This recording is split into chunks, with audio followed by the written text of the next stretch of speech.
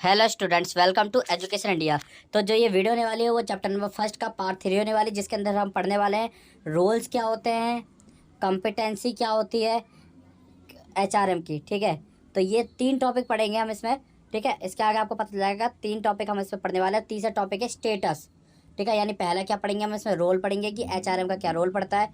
दूसरा कॉम्पिटेंसी क्या होती है एचआर की। तीसरा रोल, सॉरी रोल कह रहा हूँ, यहाँ पे स्टेटस आएगा। ठीक है, तीसरा टॉपिक हम पढ़ने वाले हैं status of the HRM in the organisation, कि ऑर्गेनाइजेशन में एचआरएम का क्या स्टेटस रहता है। तो ये पार्ट 3 होने वाली है। अगर आप लोगों ने पार्ट 2 तक नहीं देखा, फर्स्ट और पार्ट नहीं देखा, फर्स्ट और 2, तो आप देखिए, प्लेलिस्ट आपकी जो है बन रही है अभी। ठीक है, और आपकी जो कंपनी लॉल है उसकी प्लेलिस्ट जो बन चुकी है उसको आप देख लीजिए। जितनी अभी 2 से 3 वीडियोस अपलोड हुई है उसकी भी, तो उसकी भी आपके लिए प्लेलिस्ट बना दी गई है। आप एक जगह आप वीडियोस को देख सकते हो। तो चलो आप हमारे टॉपिक्स पे आते हैं। पहला टॉपिक है रोल ऑफ एचआर मैनेजर्स। देखो, एचआर मतलब आपको पता है ह्यूमन रिसोर्स। हमने पहले डिस्कस कर लिया कि ह्यूमन रिसोर्स मैनेजमेंट क्या होता है, क्या क्या उसके क्या क्या उसके फंक्शंस होते हैं, ऑब्जेक्टिव होता है, ये सब हम डिस्कस चुके हैं प्रीवियस पार्ट में। ठीक है, तो इस पार्ट में रोल पढ़ेंगे। रोल पहला टॉपिक होने वाला है इस पार्ट का। तो अब देखो रोल क्या होता है। देखो सिंपल बात है कि जो एचआर मैनेजर है ना, उसका क्या रोल है ऑर्गेनाइजेशन के अंदर। ठीक है, एचआर मैनेजर का ऑर्गेनाइजेशन के अंदर क्या रोल है, ये हम इस वीडियो के अंदर पढ़ने वाले हैं। तो human resource managers now a days wear many hats. They perform mainly 3 different types role while meeting the requirement of employees and customers, namely administration, operational and strategy. यानी देखो, जो हमारे एचआर मैनेजर्स होते हैं वो मेनली 3 तरह के जो हमारे रोल्स होते हैं उनको परफॉर्म करते हैं। ठीक है, जो कि एम्प्लॉयज़ और कस्टमर के लिए होते हैं, जो भी उनकी रिक्वायरमेंट होती है उनके पूरे करने के लिए, जो भी उनके एडमिनिस्ट्रेटर होता है उनको नेम करने के लिए, प्लस ऑपरेटिंग और स्ट्रेटेजिक। यानी इनके 3 जो है ना मेन रोल होते हैं। जो क्या, पहला है एडमिनिस्ट्रेटर रोल, दूसरा ऑपरेशनल रोल, तीसरा स्ट्रेटेजिक रोल। एडमिनिस्ट्रेशन रोल वो रोल होता है जो एडमिनिस्ट्रेशन के काम आता है, एडमिनिस्ट्री के काम आता है। एडमिनिस्ट्रेशन का मतलब है जो वो ऑर्गेनाइजेशन है उसके काम आता है, ऐसे रोल परफॉर्म करता है, वो होता है एडमिनिस्ट्रेटिव रोल। दूसरा होता है ऑपरेशनल रोल्स। ऑपरेशनल रोल्स होता है जब आप ऑर्गेनाइजेशन शुरू करते हैं तो उसमें कौन कौन से रोल लगेंगे, वो ऑपरेशनल रोल्स होते हैं। तीसरा होता है स्ट्रेटेजिक रोल्स। स्ट्रेटेजिक रोल्स होता है कि आपको एक स्ट्रेटेजी बनाता है किसी भी चीज़ के लिए। आपको मान लो कोई एडवर्टीजमेंट करनी है, कुछ भी कोई नया प्रोडक्ट लॉन्च करना है, तो उसके लिए एक स्ट्रेटेजी बनाओगे कि भाई अब ये करेंगे, हम ऐसे ये करेंगे। तो एक तरह से प्लान बनाना हो जाता है। ठीक है, अब इनको डिस्कस करते हैं डीपली। पहला होता है एडमिनिस्ट्रेटिव रोल्स, आपको बता चुका हूँ। इसका पहला पॉइंट पॉलिसी मेकर, यानी जो एडमिनिस्ट्रेटिव रोल का मतलब है कि वो जो है कंपनी के लिए, ऑर्गेनाइजेशन के लिए किस तरह एडमिट करेगा, यानी किस तरह उसका काम करेगा। पहला होता है पॉलिसी मेकर, यानी जो एचआर मैनेजर है ना वो सिंपली क्या करेगा, एक पॉलिसी बनाएगा, formation of policy governing talent acquisition and retention. ठीक है, यानी जो एचआर मैनेजर्स है वो हेल्प करेगा किस चीज़ में, मैनेजमेंट में, कि वो अपनी जो पॉलिसीज है उनको बनाए। Wages and salary administration, welfare activities, personnel records, working condition. He also help in interpretational personnel policy in appropriate manner. ये देखो, ये जो एचआर मैनेजर है वो किस किस में हेल्प करता है, पहला पॉलिसी बनाने में, दूसरा जो उनकी वेजेस और सैलरी होती है उसमें मदद करता है एडमिनिस्ट्रेशन की, तीसरा वेलफेयर एक्टिविटीज, जो भी वेलफेयर एक्टिविटीज होती है ऑर्गेनाइजेशन के अंदर उनमें, पर्सनल रिकॉर्ड्स, वर्किंग कंडीशन, इन सब में ये क्या करता है, अपनी अहम भूमिका निभाता है। ठीक है, इसका ये रोल होता है। और ये क्या इंटरपर्सनल रोल्स होते हैं जो पॉलिसीज के अंदर वो एप्रोप्रिएट मैनर में, यानी सही ढंग से इसको क्या करता है, फॉलो करता है। ठीक है, इट मीन्स इनका जो काम होता है पॉलिसी बनाना होता है कि भाई किस तरह इनको जो अपना प्रोडक्ट है वो लॉन्च करना है, इसे हम पॉलिसी कहते हैं। ठीक है, जो भी पॉलिसी होती है कि उसके अंदर भाई रूल्स होंगे। ठीक है, आप एचआर पॉलिसीज आगे पढ़ोगे, आगे टॉपिक पढ़ोगे एचआर पॉलिसीज, जब हम इसको डीपली डिस्कस करेंगे। दूसरा एडमिनिस्ट्रेटिव एक्सपर्ट। ठीक है, the administrative expert role of an HR managers is heavily orientated to processing record keeping, यानी प्रोसेसिंग करता है और रिकॉर्ड को कीप करता है, यानी रिकॉर्ड को रखता है।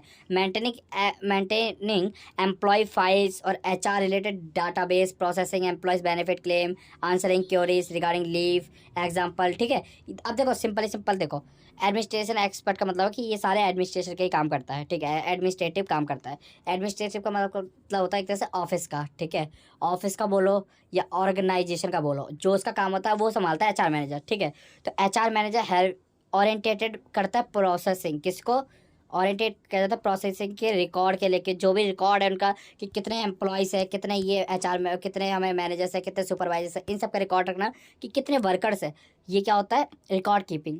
दूसरा होता है मेंटेनिंग एम्प्लॉय फाइल। ठीक है, कि एम्प्लॉय कितने क्या क्या परफॉर्मेंस रही उनकी, ठीक है, किस तरह उनकी वेजेस मिलते हैं, ये वहाँ पे मेंटेन करना एक फाइल में, उसे क्या कहते हैं, मेंटेनिंग एम्प्लॉय फाइल। दूसरा होता है एचआर रिलेटेड डाटाबेस, यानी उसमें एचआर जो है सारी डॉक्यूमेंट रखता है। प्रोसेसिंग एम्प्लॉय बेनिफिट क्लेम, यानी उसके जो एम्प्लॉय उसके बेनिफिट के जितने क्लेम है उसके प्रोसेसिंग करवाता है, जैसे पीएफ हो गया, ईएसआई हो गया, बहुत सारे बेनिफिट्स होते हैं, ग्रेचुटी वगैरह हो गए।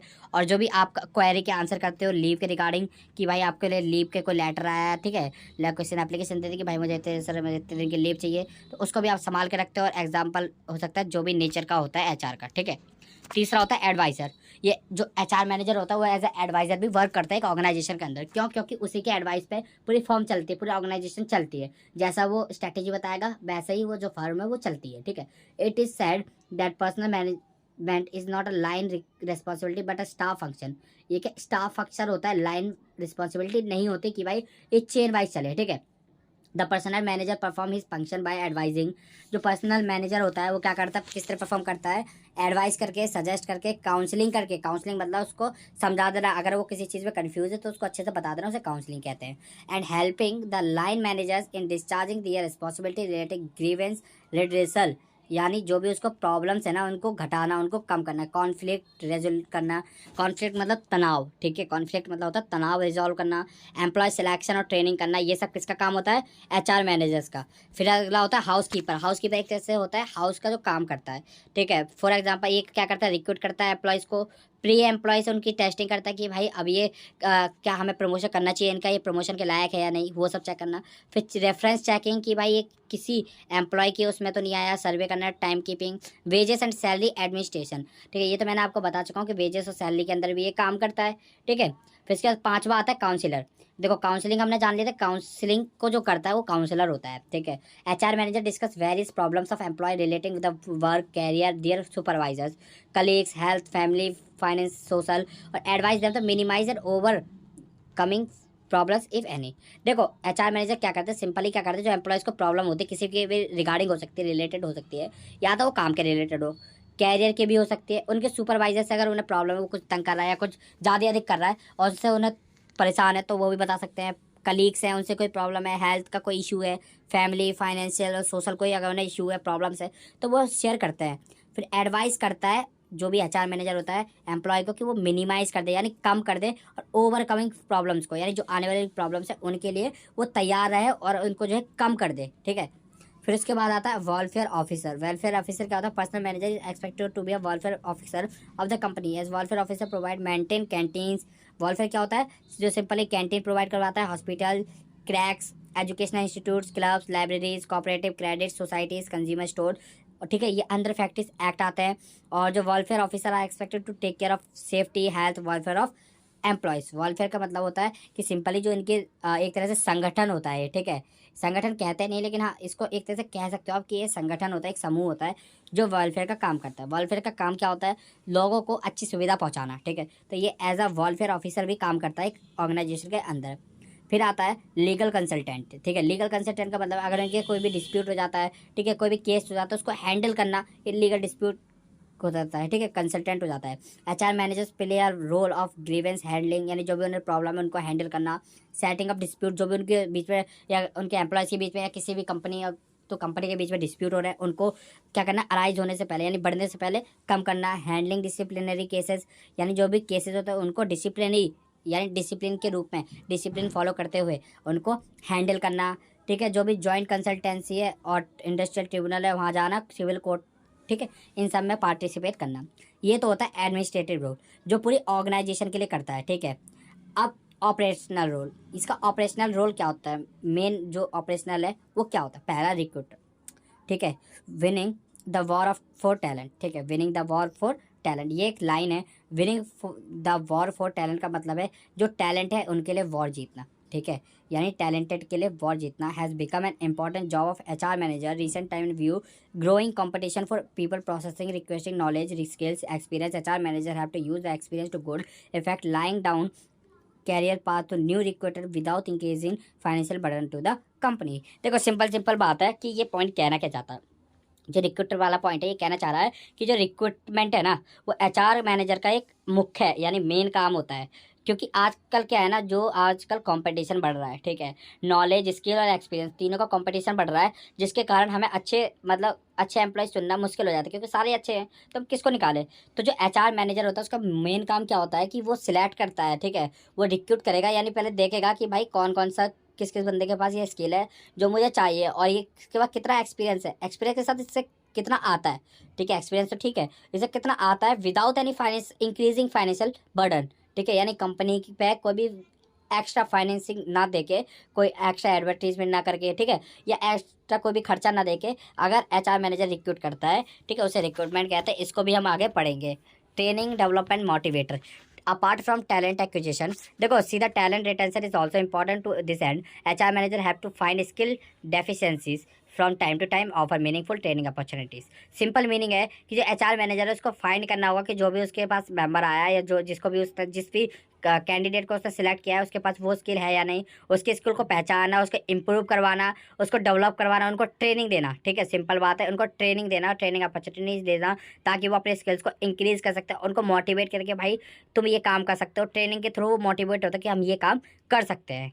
थर्ड पॉइंट है linking pin. The HR manager of and deputed to act as a linking pin with twin various division of organisation. Linking pin का मतलब है कि ये एक तरह से सबको जोड़ता है, ठीक है, एचआर मैनेजर क्या है, सबको जोड़ के रखता है। ऑर्गेनाइजेशन बटा होता है, आपको पता है 4 से 5 भाग में बटा रहता है, ठीक है, सबका हर चीज़ का अलग अलग ऑर्गेनाइजेशन होता है, तो उन सबको जैसे कहते हैं ना कि क्लूज को यानी कड़ियों को जो जोड़ता है, ठीक है, जो कड़ियों को जोड़ता है, इन सब ऑर्गेनाइजेशन को जोड़ता है, उसे हम एचआर मैनेजर कहते हैं। मीडिएटर। मीडिएटर का मतलब होता है जो किसी को बताता है या किसी को समझाता है, किसी को एक्सप्लेन करता है, तो ये मेडिएटर कहलाता है, ठीक है, HR manager as a mediator भी वर्क करता है। फिर इसके बाद आता है स्ट्रेटेजिक रोल्स, ठीक है, अभी तो हमने 2 रोल पढ़ लिए, ऑपरेटिंग और एडमिनिस्ट्रेटिव। अब बात करते हैं स्ट्रेटेजिक रोल्स। अब देखो स्ट्रेटेजिक का मतलब होता है कि स्ट्रेटेजी बनाना, किस तरह आप कोई काम करोगे, ठीक है। पहला, बिल्डिंग कोर कॉम्पिटेंसी।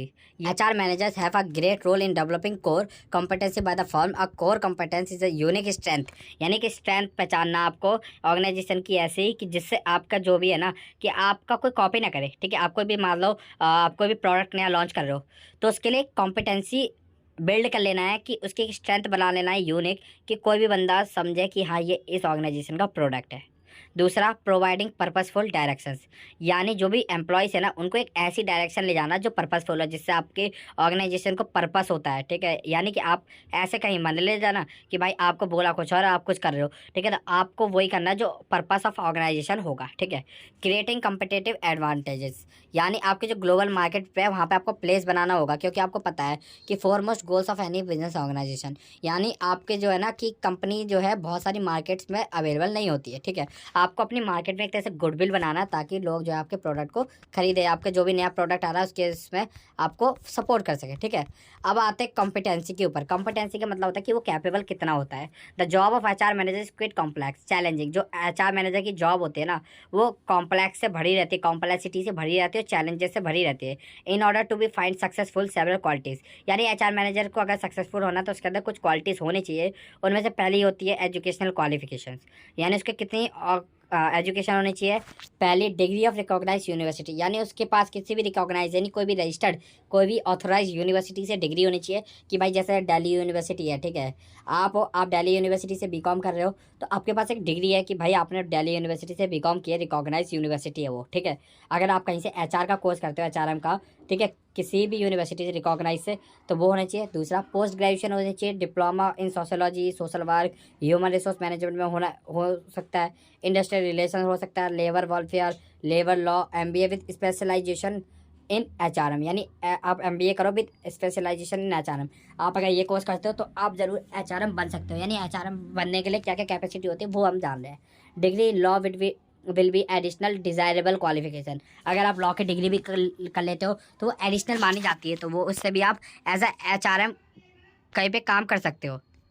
अगला होता है personal attributes, like any other managers the HR managers require several personal qualities, यानी जो भी एचआर मैनेजर्स है उसके अंदर कुछ पर्सनल क्वालिटीज़ है वो होनी चाहिए। कौन कौन सी? पहले इंटेलिजेंसी, यानी वो इंटेलिजेंट होना चाहिए, किसी भी काम के लिए वो एक तरह से अपना दिमाग लगा सके, ठीक है, कि अगर भाई उसे कोई भी टॉपिक दे दिया, कि कोई भी काम दे दिया, कि उसके बारे में सोचे, और इंटेलिजेंस होना चाहिए। फिर उसको लोगों की समझ आनी चाहिए, कि वो लोगों को समझ के उनको रिक्रूट कर सके, ठीक है। दूसरा, communicative ability. Communicative ability is the very most important ability for any field, not also not only for HRM but it's important for all the fields, ठीक है। यानी जो कम्युनिकेशन एबिलिटी है वो हर फील्ड के लिए इंपॉर्टेंट है, नॉट ओनली आपकी जो HRM है, ठीक है। वैसे ये सब में बट इसमें कम्युनिकेशन की एबिलिटी होनी चाहिए कि भाई आपको क्लाइंट से कैसे बात करना है, कैसे डील करना है, ठीक है, कैसे बातचीत करनी है, ये सब आपने वर्बल नॉन वर्बल राइटिंग और स्पोकन सब आता है इसके अंदर, ठीक है। डिस्टिंक्शनेस यानी जो भी इनके बीच में मुठभेड़ होती है उनको सॉल्व करना आना चाहिए। लीडरशिप स्किल का मतलब है कि किसी को लीड करना, किसी भी अगर आपको कोई एक टीम दे दी जाए कि भाई तुम्हें इस टीम से ये काम करवाना है तो आपको वो काम करवाना आना चाहिए, लीडरशिप आनी चाहिए कि आप दूसरे बंदे को आपको एक काम करने पे मजबूर कर सकते हो, काम करवा सकते हो उससे अच्छे से, इसे लीडरशिप स्किल कहते हैं। एग्जीक्यूटिंग स्किल्स यानी आपको एग्जीक्यूट करवाना, अपने वर्क को काम करवाना, उस स्किल को एग्जीक्यूटिंग स्किल होनी चाहिए, वो भी आपके अंदर होनी चाहिए जो भी HR मैनेजर होते हैं। ट्रेनिंग एंड एक्सपीरियंस, ठीक है। Training industrial psychological labour legislature industrial relation is very useful for HRM। यानी जो ये साइकोलॉजिकल है इंडस्ट्रियल रिलेशन के लिए HRM बहुत इंपॉर्टेंट है, ठीक है।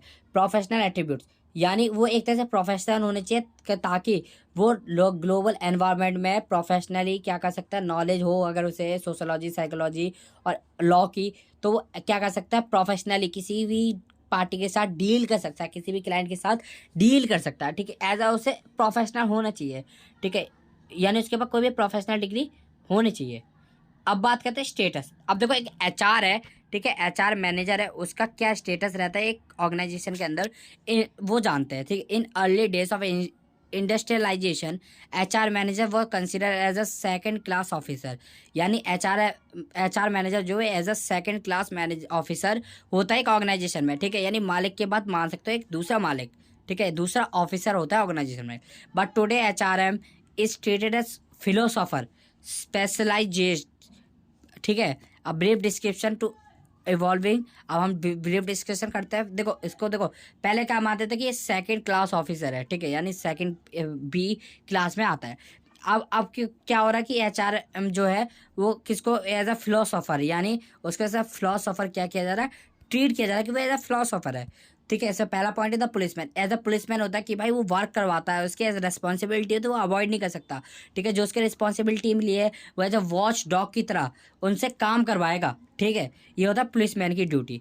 दूसरा लॉमैन का मतलब है कि उनकी जो भी HR पॉलिसीज है, ठीक है, उनको क्या है, उनको फॉलो करवा के वो काम करवाता है, उसे लॉमैन कहते हैं।